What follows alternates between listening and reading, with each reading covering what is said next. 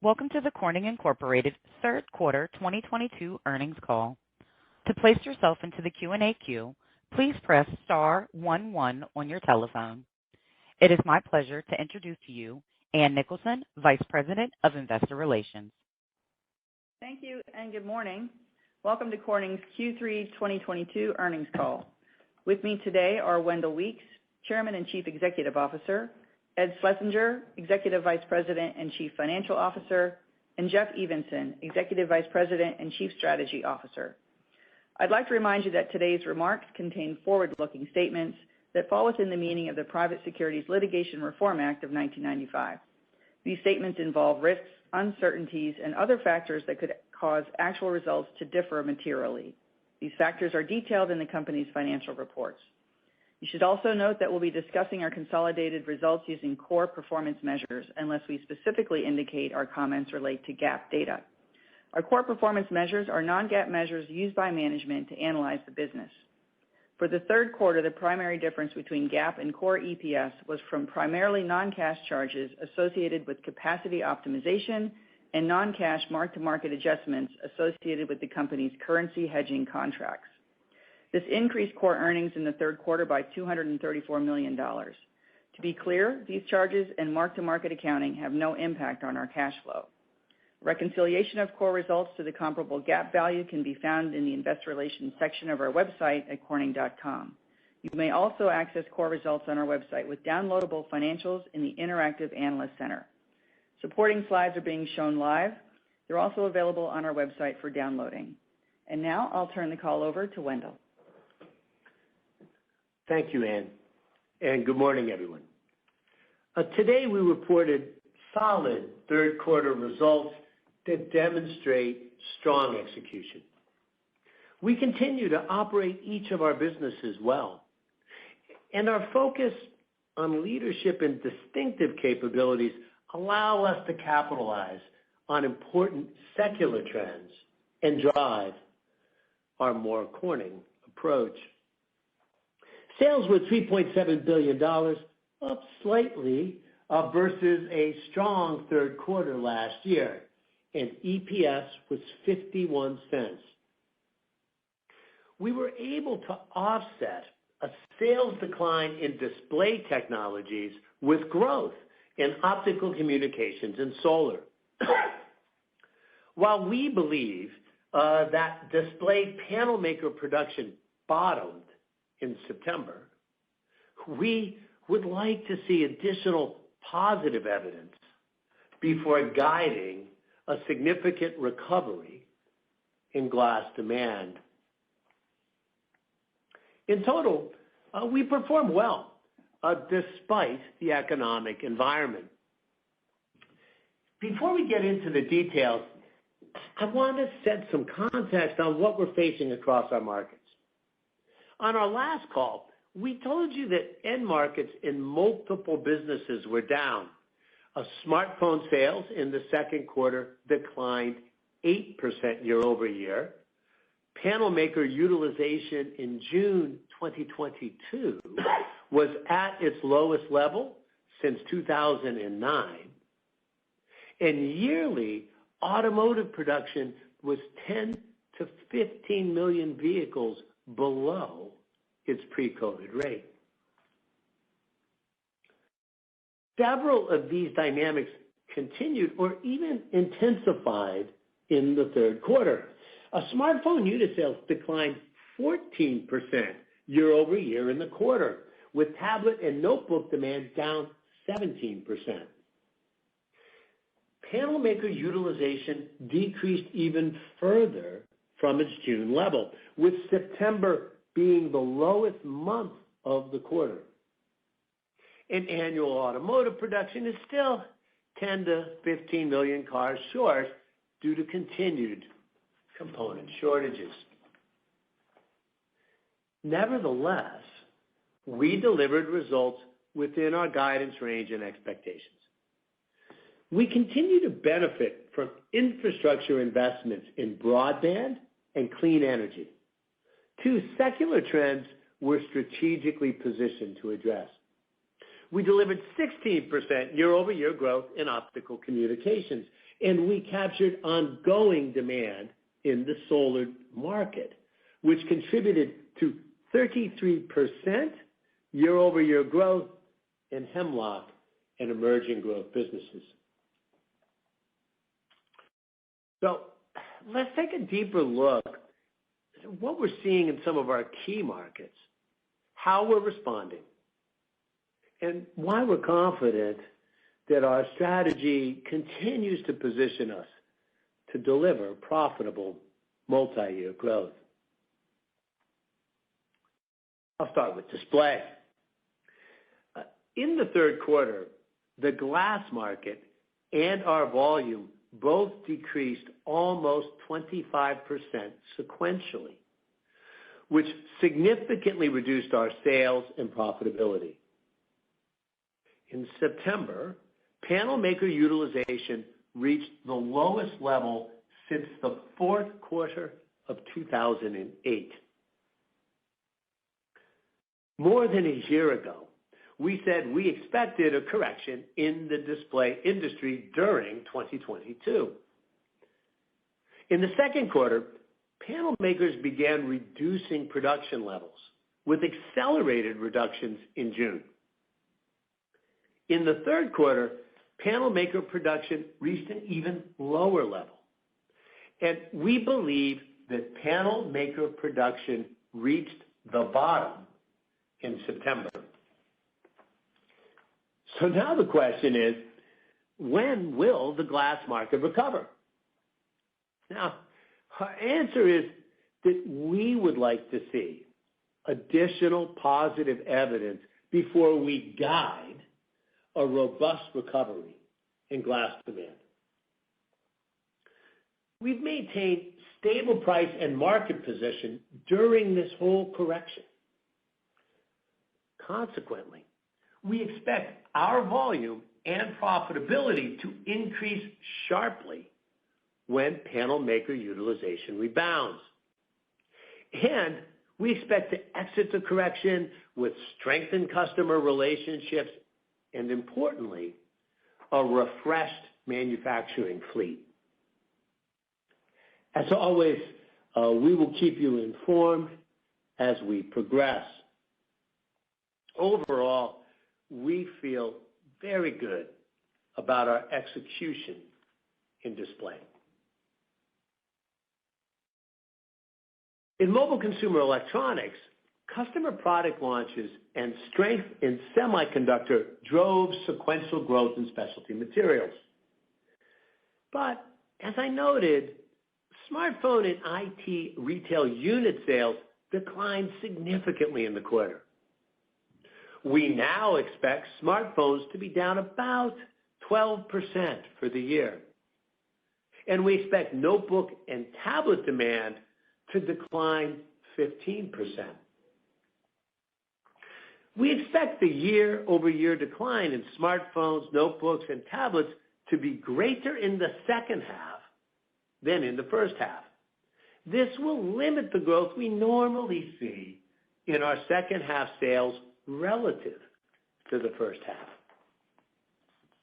Now that said, we continue to outperform the market through our product leadership, our More Corning approach, and our ongoing collaboration with industry leaders. Over the long term, our content strategy in mobile consumer electronics will help us grow as we continue to develop and launch premium glasses and optical treatments for existing and new form factors. Additionally, we're executing our More Corning approach in the semiconductor industry. In July, Senator Chuck Schumer and New York Governor Kathy Hochul joined us to announce government funding that supports an expansion of our advanced optics facilities, which make equipment and materials vital to semiconductor manufacturing. Of course, semiconductors are fundamental to virtually all technology we interact with today. We've helped advance the industry for more than 50 years, and our expansion will keep us well positioned to support nearly every step of the chip manufacturing process and to respond to new customer needs, including products for EUV technology. Let's turn to automotive. In environmental technologies, we delivered sales and profit growth despite the constraints on vehicle production, and we're outperforming the market for the year. We continue to adjust our operations to effectively navigate the variability in auto production, and we are prepared to meet demand when industry production increases to normal rates. We're also generating significant wins in our automotive glass solutions business. Pull is strong for our technical glass and optics innovations. During the quarter, CarUX, a leading car display company owned by Innolux, announced its use of our patented cold form technology to help drive the future of auto interior displays.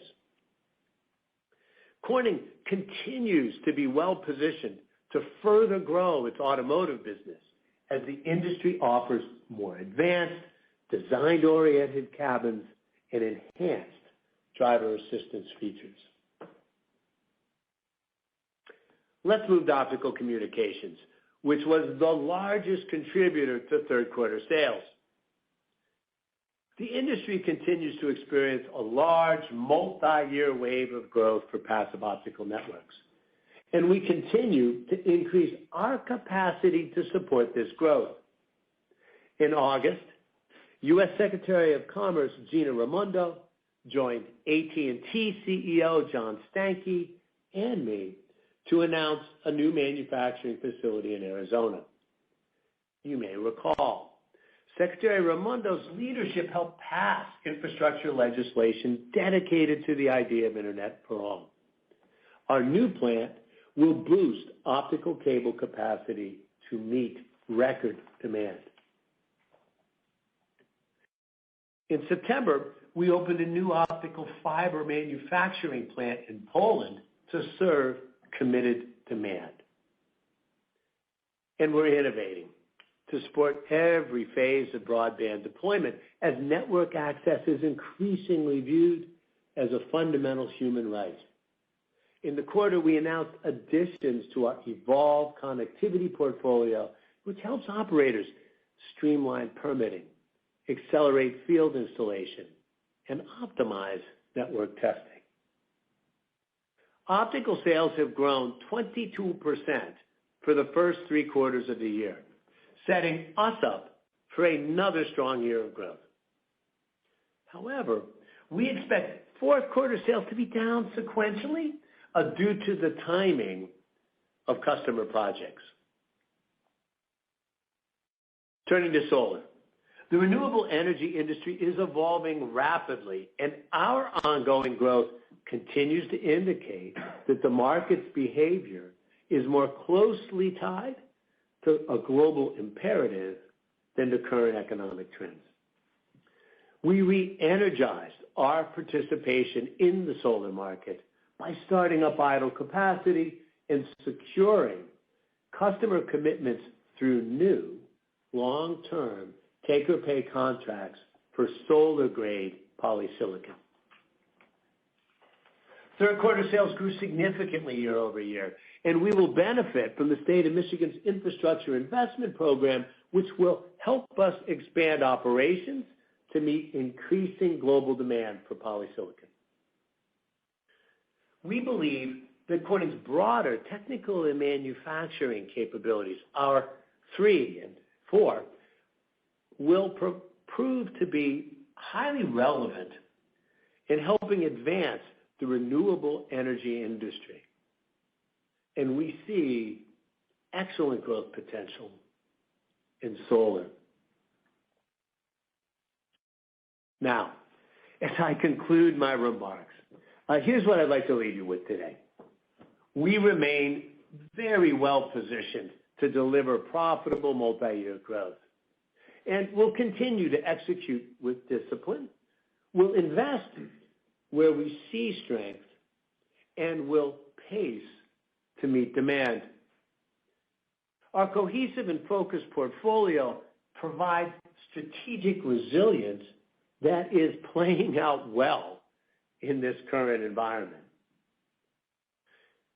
We've established a deep relevance to secular trends, along with the ability to drive more content into our markets over time. We've been leading in the automotive and life science markets for 100 years, display for 80 years, telecommunication for 50, and mobile consumer electronics since the inception of smart devices. The basis of our ongoing success is our distinctive set of capabilities and long track record of life-changing and even life-saving inventions. And that's what enables us to power through moments like the present while maintaining an attractive long-term growth trajectory. Now, let me turn the call over to Ed, who will share more details on our results, financial priorities, and outlook. Thanks, Wendell. Good morning, everyone. Let me start by emphasizing that we're executing well in a challenging environment. Our performance in the third quarter was a proof point of the inherent balance of our cohesive portfolio and the fact that our More Corning approach is working. We're built to be resilient, even in a downturn. Now, let's look at our financial results for the third quarter. Sales were $3.7 billion, up 1% from a strong third quarter in 2021. Optical Communications, Environmental Technologies, Life Sciences, and Hemlock and Emerging Growth businesses all delivered year-over-year growth. In September, Display Technologies experienced the lowest panel maker utilization levels since 2008, resulting in a 28% year-over-year decline in sales for the segment in the third quarter. In Specialty Materials, we outperformed the smartphone market, which was down double digits year-over-year. Turning to profitability, gross margin was 36.1% and operating margin was 16.9%, down sequentially 140 and 190 basis points, respectively, driven by the lower volume in Display Technologies. In the third quarter, free cash flow was $255 million, and year-to-date, it was $866 million, keeping us on pace for another year of healthy cash generation. And despite the challenging environment during the quarter, we were able to offset significantly lower volume in Display Technologies, and we outperformed our underlying markets overall. Now let's turn to the segment results. In Optical Communications, sales grew 16% year-over-year, reaching $1.3 billion. Our year-over-year growth was driven by network operator investments in 5G, broadband, and the cloud. Net income was $183 million, up 32% year-over-year, driven by leverage from strong incremental volume. Passive optical networks continue to experience a large multi-year wave of growth. We believe that this demand is strongly supported by private and public infrastructure investments to help connect the unconnected and bring broadband to a much larger share of the population. We continue to secure customer commitments, and we're investing to appropriately scale production to serve our incremental demand from current and new customers. And we're also taking further pricing actions to more appropriately share recent cost increases in energy and certain raw materials with our customers. As we've mentioned in the past, this business can be lumpy from quarter to quarter, and you'll see that play out in the fourth quarter as we expect optical sales to be down sequentially based on the timing of customer projects. Now moving to display, as we updated you in September, panel makers reduced their production levels below our already low expectations. The lower volume resulted in display sales declining 28% year-over-year and 22% sequentially, and we saw a 46% year-over-year and 41% sequential decline in net income due to the high fixed cost nature of glass manufacturing. In the third quarter, glass price was once again consistent sequentially. And we believe the glass pricing environment will remain favorable. And factors that continue to drive that favorable pricing include glass supply-demand balance. As panel makers reduce production, Corning and other glass makers took additional tanks offline for maintenance and repairs after an extended period of glass tightness. And we're also taking this opportunity to upgrade some of our fleet with our latest technology, which enables us to reduce cost and extend the life of new tanks. As we continue to work through these upgrades, we are actively managing restarts to align our supply to demand. Another factor is glass maker profitability. It is challenging for glass makers who have high fixed costs to maintain profitability during periods of low volume. And the current inflationary environment amplifies that challenge. We expect fourth quarter glass prices to be consistent with the third quarter and glass prices to be stable or up in subsequent quarters. So overall, we continue to operate from a position of strength in the display market.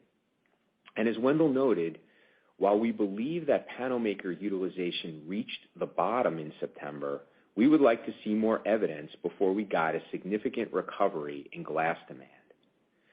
But when glass demand grows, we expect our volume to increase and our profitability to improve.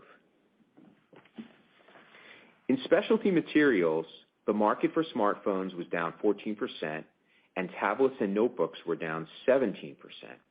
We outperformed the market with sales down only 7% year over year, driven by strong demand for premium glasses and strength in semiconductor materials. Third quarter sales were up 7% sequentially, driven by demand for our premium cover materials to support customer product launches. And adding to our resilience in the segment, Advanced Optics delivered record sales for the second quarter in a row, and we are bringing additional capacity online at our facilities in Fairport and Canton, New York. Net income for the segment was $96 million, down 10% year over year, due to lower volume and continued development expense related to next-generation products. The weakness in the smartphone, tablet, and notebook markets intensified in the quarter, and we expect fourth quarter sales and profitability to be down sequentially and year over year. Long term, we expect to outperform the market as we continue to develop and launch new premium glasses and optical treatments.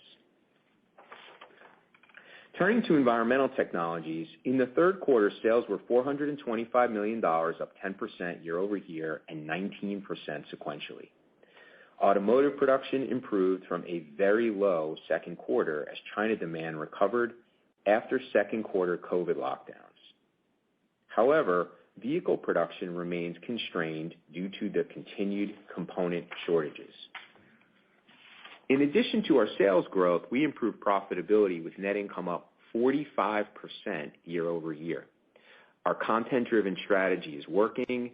Gasoline particulate filters remain a critical component of that strategy, driving revenue even in a weakened market. Our next-generation filters are now shipping to customers as emission standards reach near zero levels and require enhanced filtration performance. In life sciences, sales were $312 million, consistent sequentially and up 2% year over year. Lower demand for COVID-related products was offset by growth in research products. Net income was $43 million. We continue to commercialize innovations, including a new cell and gene therapy production platform. And looking ahead, we expect to see continued growth in both research and bioprocess. Finally, in Hemlock and emerging growth businesses, sales were $407 million, up 33% year-over-year and down 3% sequentially. We continue to see increased demand for semiconductor-grade polysilicon and strong demand for solar materials, and we continue to ramp solar capacity and sign up new customers with long-term take-or-pay contracts. In September, Corning Pharmaceutical Technologies announced that it was awarded $104 million in additional funding from BARDA to support our planned capacity expansion for advanced, high-quality pharmaceutical glass tubing and vials.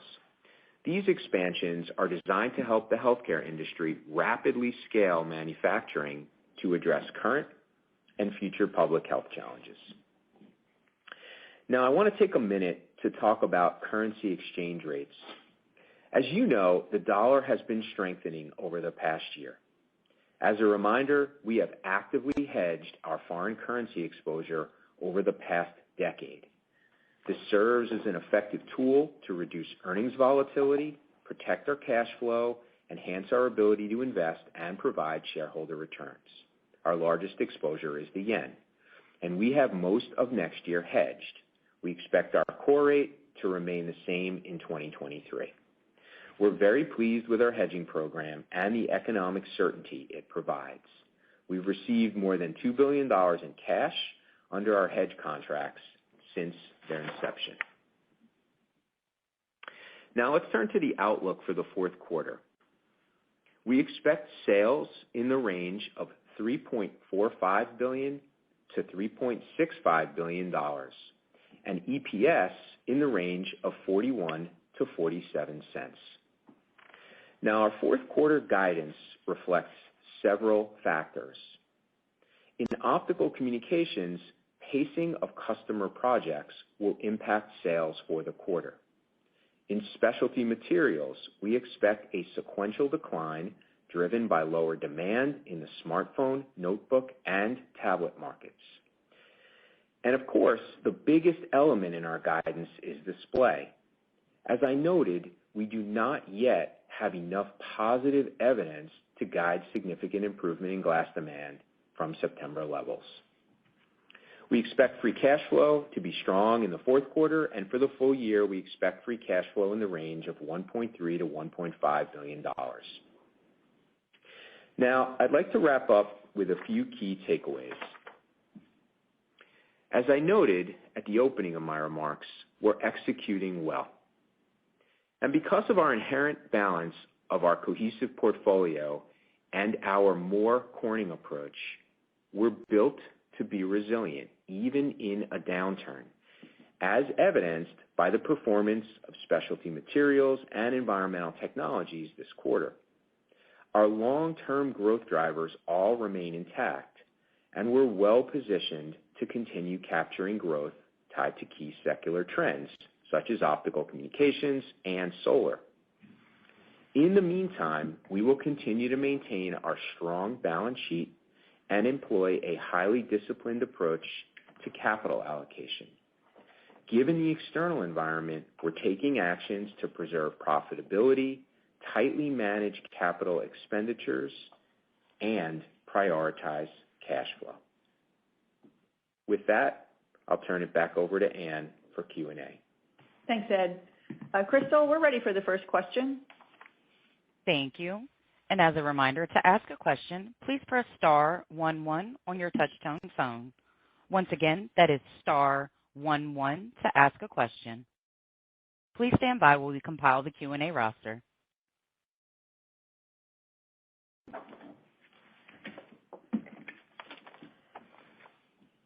And our first question will come from Mehdi Hosseini from Susquehanna. Your line is open. Yes, sir. Thanks for taking my question. Two things that I want to dig into. Is there minimum OPEX that you can offer us? I understand there are a lot of moving parts, especially with macro headwind. And I'm just trying to better understand how flexible you are with managing expenses. And the same thing with CapEx. there's no visibility as to when display will show a rebound. So should we assume that the CapEx trend into next year will show a decline on a year-over-year basis? Yeah. Hi, Mehdi. What I would say on OpEx, we're certainly taking actions to pause spending in this current environment. As I mentioned, our goal is going to be to protect profitability and to protect our cash flow. I don't think, given the fact that we feel good about our long-term growth drivers, we're going to take significant actions, at least at this point in time. And with respect to capital, we're definitely pausing spending here as we go into the fourth quarter, and you should see the rate of our spending coming down a little bit. All right. Thank you. Next question. Thank you. And one moment for our next question, please.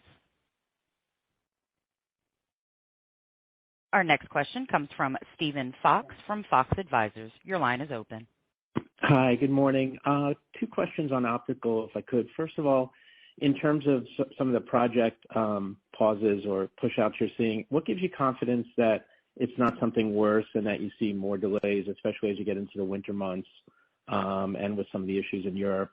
And then secondly, can you give us a sense for how the ramping of the plants, the new plants for optical, has helped? I assume it helped margins during the quarter, and how that helps in the next year, and what the offset is with the build out for Arizona. Thanks. So, Steve, first let's do the macro, and you follow it all pretty closely. Macro demand in opto is incredibly strong.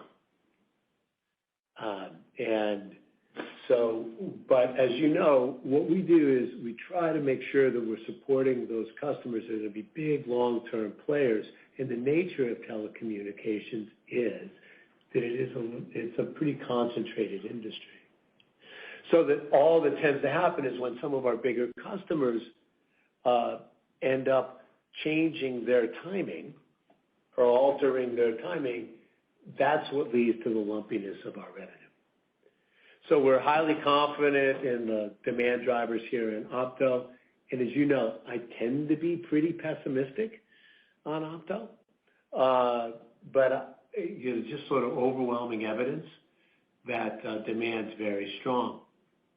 Now, as to how long these timing moves can happen, I think you're right to say, what can happen during the winter, which tends to be a little bit slower time for us just seasonality-wise. And opto, that's legitimate. Whether it lasts 3 months or a little longer than 3 months, that's hard to tell. What's easy to tell, though, is demand for opto is super strong. Yeah. Thanks. And then on the new plant impact? Yeah. And Steve, I was going to say, I think the plants that we recently opened are ramping fine. I feel like we've added some capacity. We'll be able to use that as we go forward. But it takes a little while for all the cost drag to kind of go away. And, we should see that sort of fully ramped and the financial impact in 2023. Yeah. Great. That's all helpful. Thank you. Yep. All right. Next question, please. Thank you. One moment for our next question.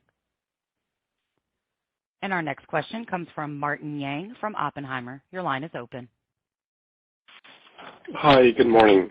Thank you for taking my question. First, can you maybe share with us one or two mostly closely monitored reliable leading indicator for display segment where you will be more comfortable calling a recovery after seeing changes in those indicators? Great question, Martin. So our analytics are really good at being able to say, for instance, last year, we said there was going to be a correction in 2022. And then they're very good at doing things like calling a bottom because we can tell sort of where our panel makers are operating, what exactly is happening with their inventory, et cetera. They're not as good at calling the exact timing of a turn. So, for instance, our analytics would have said the panel maker industry should have started its correction in a much more robust way in quarter 4 of last year and carried through, but they didn't actually start until quarter 2 and then accelerated into quarter 3. So though we're really comfortable with our analytics that we're at bottom, the calling on when that upswing comes now really gets into sort of what is the psychological behavior of buyers in this industry. And so the way we tend to try to do that, it's a little softer, but we do take a look at panel price inflection points. Not so much what the absolute level is, but when do they turn? And that is actually a buy signal for buyers, right? And a make signal for panel makers. How is the retail and set maker commentary as we have interviews with them constantly? How are they actually feeling about what it is they're seeing? Because that's going to drive their buy behavior. And then finally is just how tight things are becoming in the value chain overall. So as we look at all those things, what we'd say is, we can't tell yet what exact month we see the sharp recovery, right? We'll need to see more of that accumulate. But we can say with pretty high confidence that September was a bottom, and now it's just a question of when do we pop up. Got it. Thank you very much. I don't have any other questions. Thanks, Martin. Next question. Thank you. One moment for our next question, please. Our next question will come from Wamsi Mohan from Bank of America. Your line is open. Yes, thank you. Wendell, to follow up on that prior question, would you say you guys have disclosed in the past levels of weeks of inventory in the display supply chain? I was wondering if you could characterize, maybe not in absolute, but at least in relative terms, where we are relative to past cycles in terms of weeks of inventory. And Ed, if I could, I appreciate the fact that you guys are largely hedged for 2023, but the yen's obviously moved to 149. Your core rate is 107. Maybe you can give investors a little bit of a longer-term view on the yen hedging strategy and maybe some calibration on potential impact beyond 2023, how investors should think about it. Thank you. Thanks, Wamsi. Value chain inventory, we would say right now is at the healthy range and is starting to approach sort of a little bit tight for healthy. So that's like one of the analytics where we can say, okay, right, that the correction has done what it is it's supposed to do. So that's how we're feeling about that, about overall value chain inventory, Wamsi. Does that answer your question on that item? Yeah, it does, Wendell. I was just wondering if there was any like I think you guys have mentioned in the past 10 to 15 weeks, depending on various times in various cycles. And are we at the lower end of that, at the higher end of that, and does that give you some increased confidence that we're at the bottom of sort of where utilization rates could be? So the pandemic sort of changed what is healthy and what's not healthy and all the challenges in the supply chain. But, what we should do is we should probably update you if this is a question that you have, sort of how we view it overall. And Ann will follow up with you and give you the benefit of our thinking of how we analyze the industry. Thanks, Wendell. And Wamsi, on the yen or on currency in general, I'll make a couple comments. So I think we're obviously long the yen. We're short in other currencies. Most currencies are weak or weakening versus the dollar. So, we are taking an opportunity during this time period in some of the currencies where we're short and they're weakening against the dollar to put hedges in place farther out, right? So we're trying to be opportunistic despite the fact that the yen is weak, and that obviously impacts our overall core rates as we think about them sort of as a basket of exposures. And then, with respect to the yen, we continue to look for ways to protect ourselves beyond 2023. We do have some hedges in place beyond 2023, and the farther out you go, the forward rate is below where the current spot rate is, and that affords us some opportunity to do things farther out. So we'll keep investors updated. We understand, how people are thinking about it, and we're going to be opportunistic and try to protect ourselves at this current core rate level. Thanks, Ed. Next question. Thank you. One moment for our next question, please. And our next question comes from Tim Long from Barclays. Your line is open. Thank you. Two questions, if I could, on the optical segment. First, could you talk a little bit about, you talk about the timing deals that happens a lot in this industry. Maybe just, looking at the next few quarters, are you seeing that a little bit more in the telco side or the data center side? Maybe if you can just parse out how those two splits are looking in the pipeline. And then on the telco side, we're increasingly hearing throughout the world about pressures on macro and energy costs and whatnot, potentially affecting fiber builds, which have been obviously really strong over the last few years. Are you starting to hear more caution from the customer base looking out maybe a little bit on the telco side because of macro, or do you think there's enough government initiatives and just push for broadband to make that still a spending priority for the telco vertical? Thank you. Good. So I'd say that it is for our numbers, like our posts, because when you've got a macro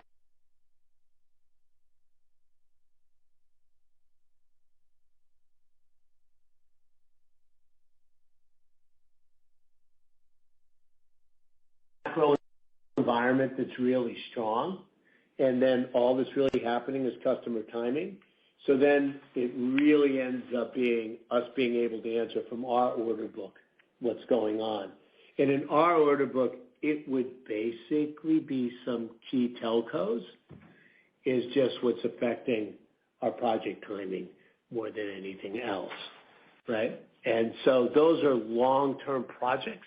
And so they kick off one, they conclude one, they start another. And so those can be lumpy. In terms of the macro, I don't know that we're the right ones to ask because there's so much demand and we're still short, especially in fiber and cable, that we'll tend to get more signals that they want more, and they share how aggressive their plans are. So we're probably getting a lot more of that than we are the sort of macro, are they cautious? The combination of major government programs around the world that don't really start to kick in for almost another year, right? As well as catching up to all the demand that happened during the pandemic and how much of their capacity, their guardrail capacity got consumed by demand, as well as just 5G, cloud, all the broadband initiatives. All these things still bring a really sort of positive, bullish signal to us. That doesn't mean that you're not right, that they may be experiencing something in macro. We're just not hearing it. Does that make sense?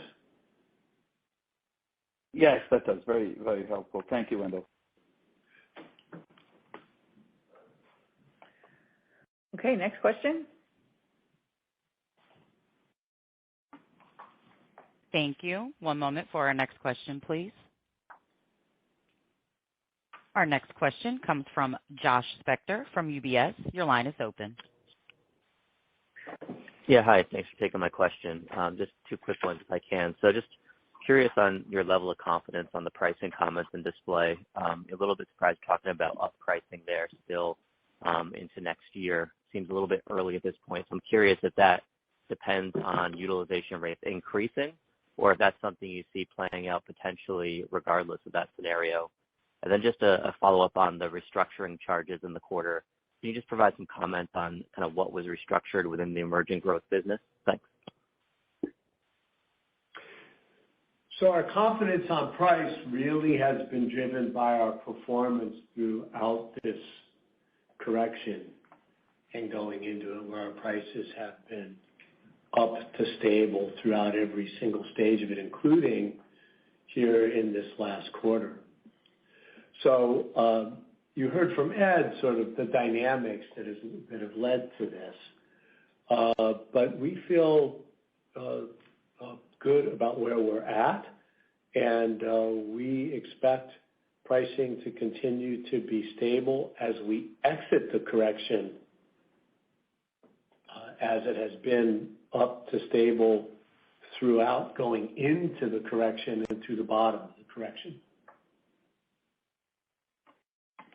And Josh, I'll make a comment on the restructuring charges. So what you saw this quarter was primarily related to sort of an early stage business moving more towards commercialization. Oftentimes we have Gen 1 assets, and as we move into like a high volume manufacturing state, we advance our technology, our cost goes down significantly, and we sort of obsolete those Gen 1 assets, and that's the primary driver of what happened in the third quarter. Okay, thank you. Okay, next question, please.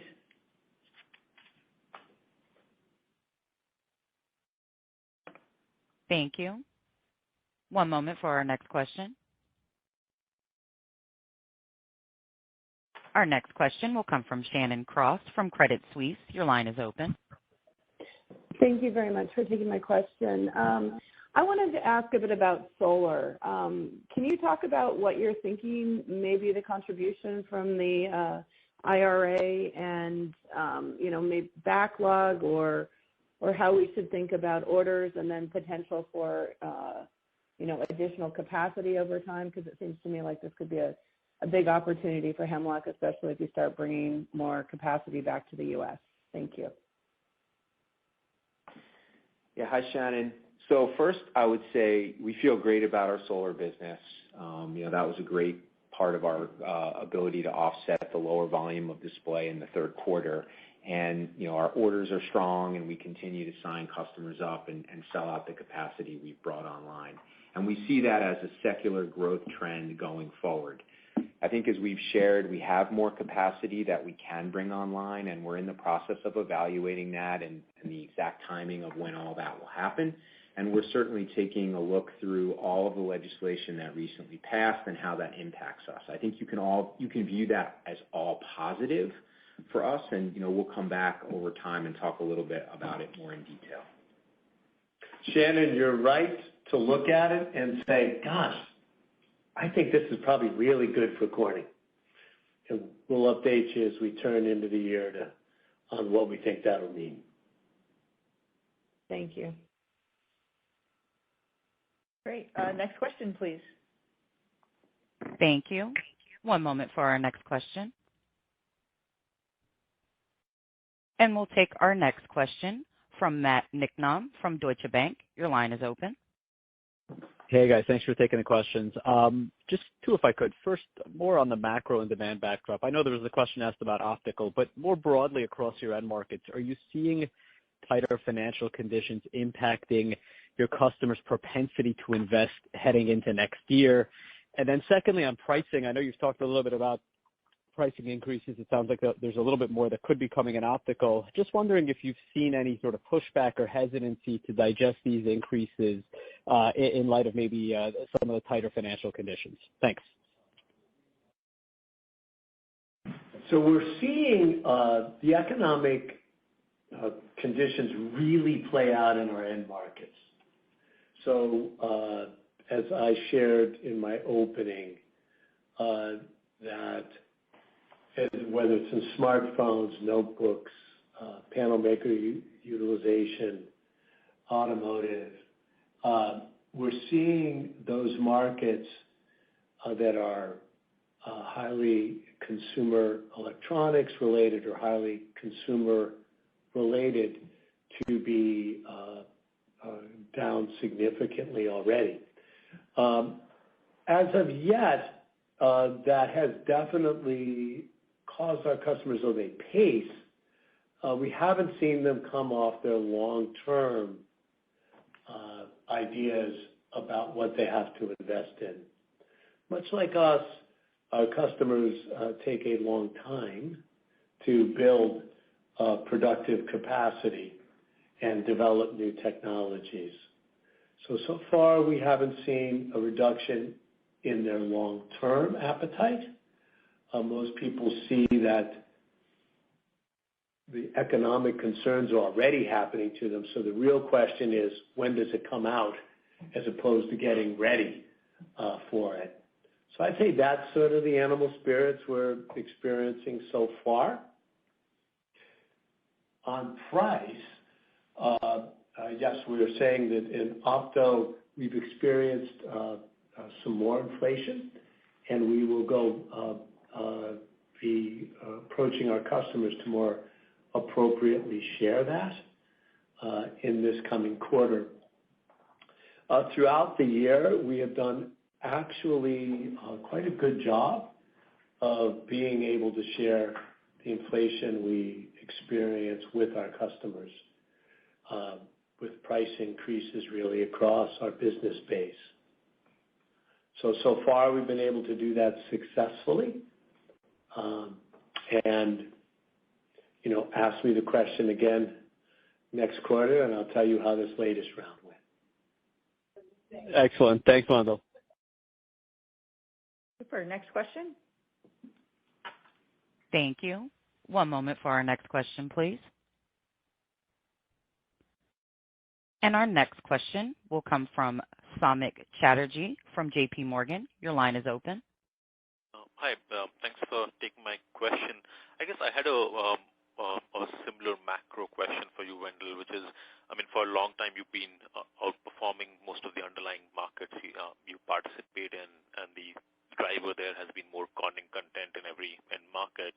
I'm just thinking, as we sort of go into next year and the macro is tougher, have you seen in past down cycles any change in customer willingness to sort of continue to increase Corning content, particularly in sort of a challenging macro, and any sort of pushback that you're seeing on pricing as well at this time, given that inflation is obviously something you need to pass through, but at the same time the macro is starting to worsen a bit more than expected. So are you starting to see any hesitation from customers as well in those negotiations? Thank you.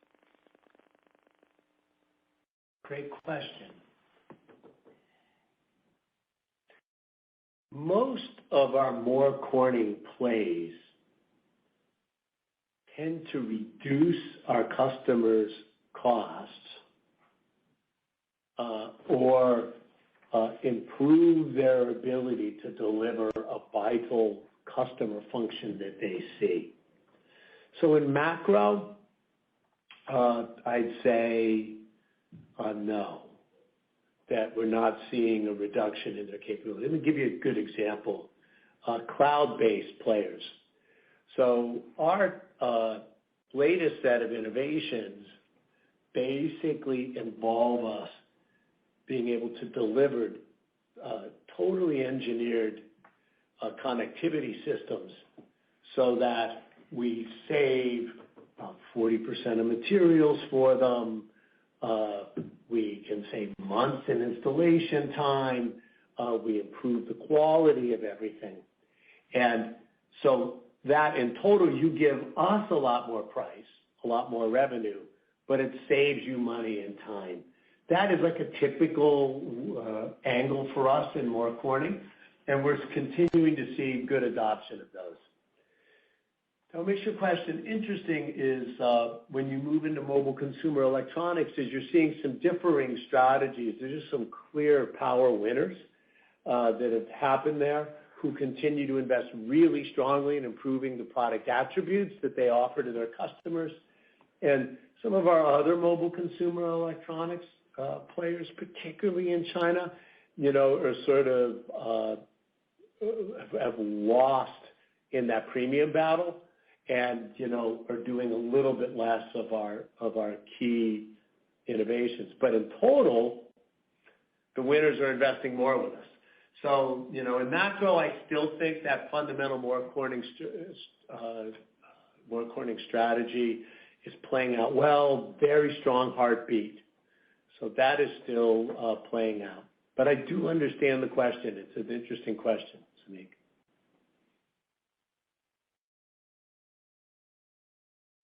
Thanks, Samik. Okay, we'll take the next question, please. Thank you. One moment for our next question. And our next question will come from Meta Marshall from Morgan Stanley. Your line is open. Great, thanks.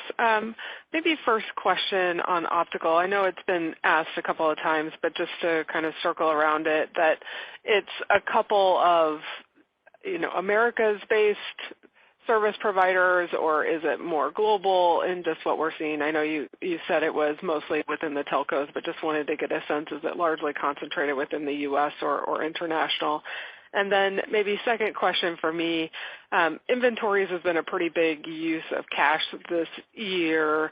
Just wanted to get a sense of, major drivers of that, and if that's part of, what you would expect to revert in Q4 to help with the achieve free cash flow generation targets. Thanks. First question, North America based, right? And relatively limited in terms of the number of people that are involved. So telco North America based, just timing, and I think if you just talk to the industry more broadly, you'll see that, by and large, the refrain from almost all of our customers is we can't get enough. And so that's still the backdrop, that's still the heartbeat, and it's just timing in a few key customers. Yeah, and Meta, on inventory, you're right. You can see it in our cash flow. We've definitely built a lot of inventory through September, and we definitely need to make that reverse. That's what we're thinking will start to happen in the fourth quarter and as we go into 2023. I think there are a few factors that drive it higher, and it's one of the reasons why we haven't been able to sort of slow it down and reverse it sooner. First and foremost, just in general, the supply chain's been difficult, and we want to make sure we can serve our customers, so we're carrying a little more inventory than we might otherwise have. And as we brought our sales forecast down for the back half of the year, we need to sort of catch up and digest a little bit of the inventory that we have and that we've produced. And then lastly, just the cost of the inventory, right? So as inflation hits us, it manifests itself in inventory, and then we get that back as we raise price when we sell that through. So there's a little bit of a delay in that. Those are really the factors that drive it up. And yes, our goal is to get it down starting here in the fourth quarter. Great, thanks. Appreciate it. We've got time for one more question.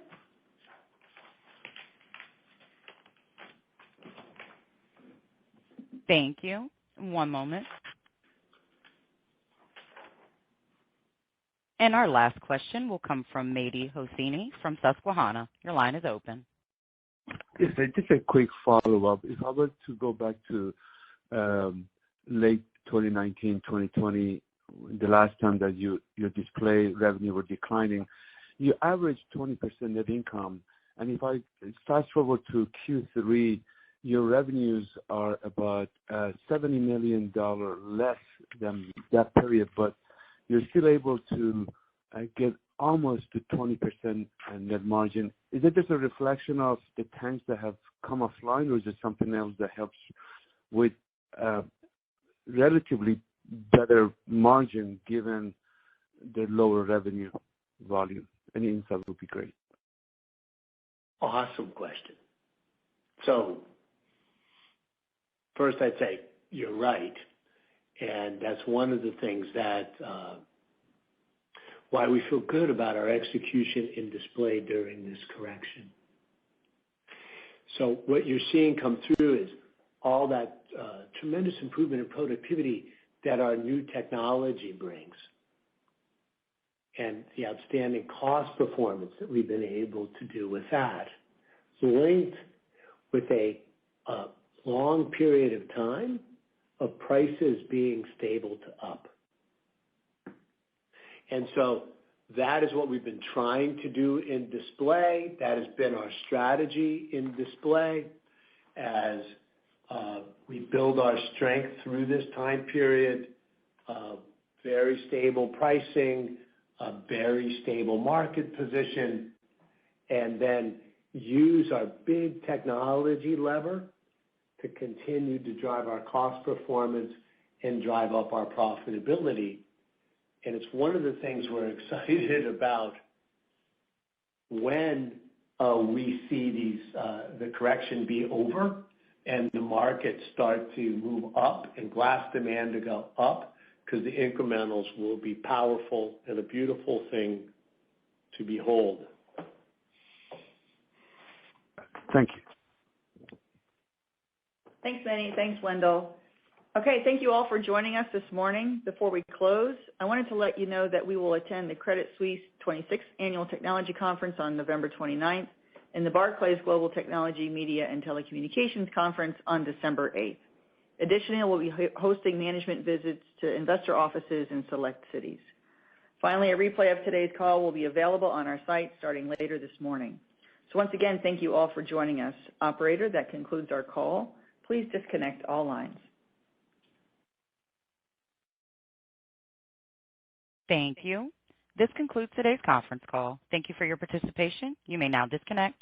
Everyone, have a wonderful day.